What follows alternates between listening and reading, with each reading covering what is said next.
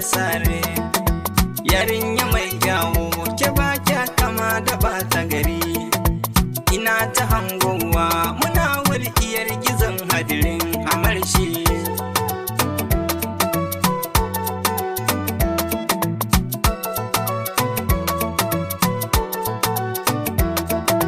Hakan tana fada ruwa wanda ya wuce kwabri, idan kake kallon kyawun dan maciji bar saure.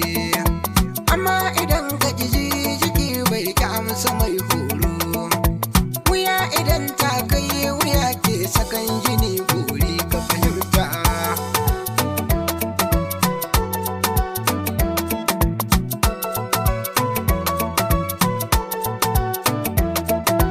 Kana take shi ne akan wacce kan bari bara.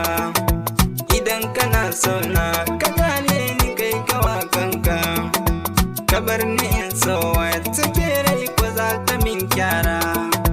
Zubin halittar na ɗaya yi min ka bar ni kanunan karamshi.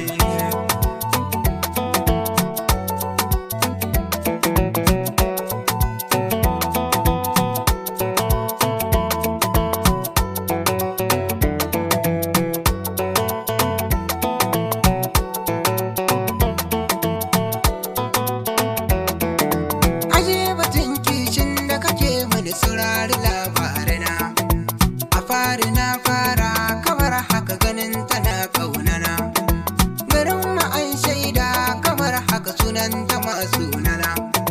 Karin dubin jama'a suna faɗi wajen da rasa tukuna, na nuna ba na ɗauka shawara na kan aje su a rana.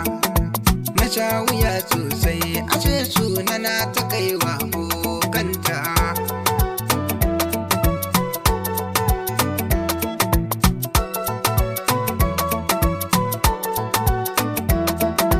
Zargin da kan ɗauka cikin rai shi ya saka ka rana.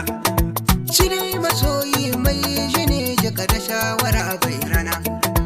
Shi kaddarar so in ta zo maka inuwa da rana guna. Batu na kaddara babu hantara ka sanya kanka a rana. Hakan nake ji can cikin ciki so ya hana mini kwana. Na tausayawa mai riga ɗaya ruwa ya doki jiki ne.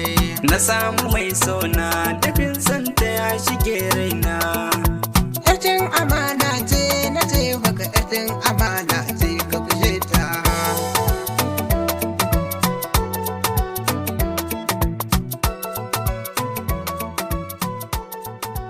Habib Taku on the mix.